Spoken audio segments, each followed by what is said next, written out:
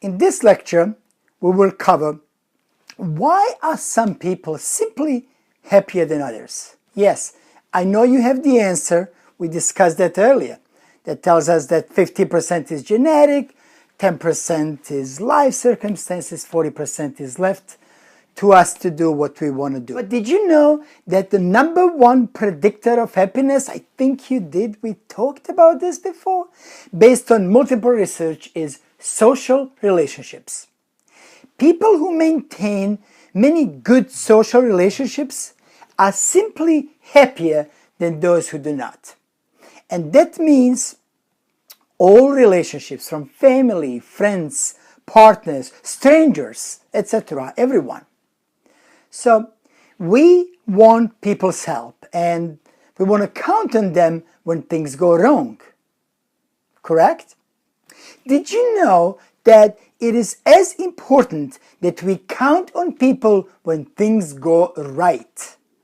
Yes, that's what I said. Did you know that it is as important that we count on people when things go right? Well, this is positive psychology, so we focus on what's right with us rather than what's wrong with us.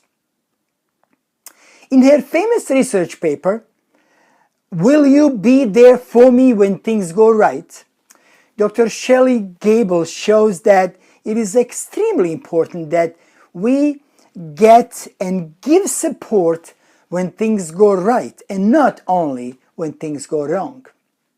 See, for those of you who want to learn even more, I attached Dr. Shelley's research paper for your reference. And as I said, you will see more references throughout the program for some of you that want to go even deeper.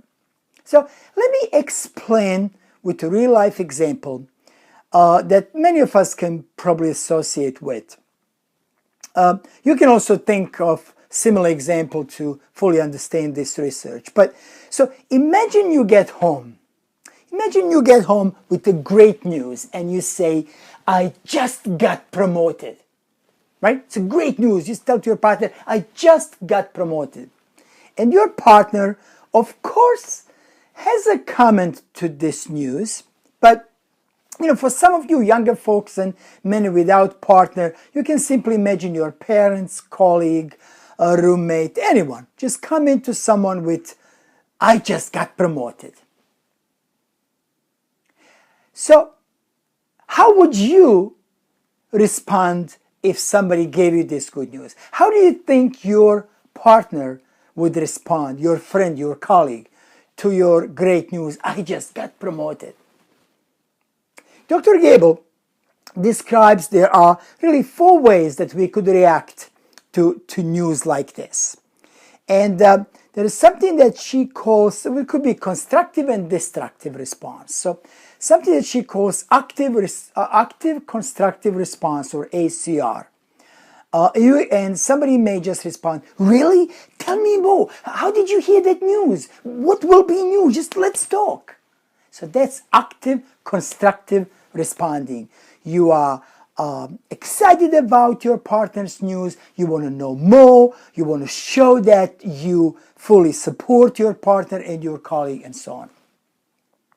Now, there could be passive response.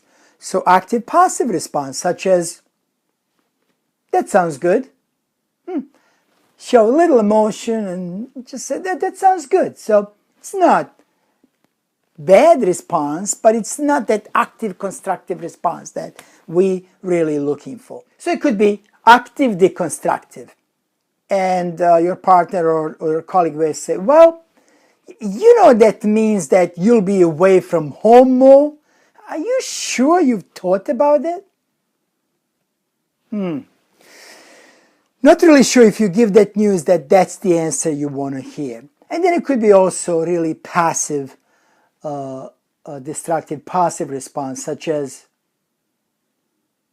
you come in and you say, "Oh, I've got the great news today. I just got promoted." And your partner or your friend, your colleague says, "Can we talk about what happened to me today?" Not really what you want to hear, right?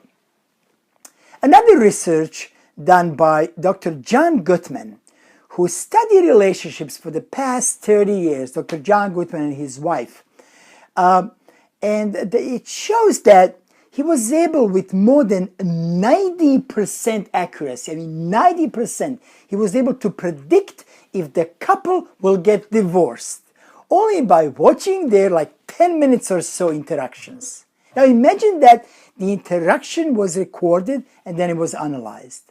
People couldn't believe, but his research on thousands of couples proved this accuracy. Just incredible. He was able to predict 90% of time divorce just by watching a couple for 10 minutes of interactions. But wait, right? This is not it. Remember we said we want to discuss what's right with people rather than what's wrong with people? Well, John Gottman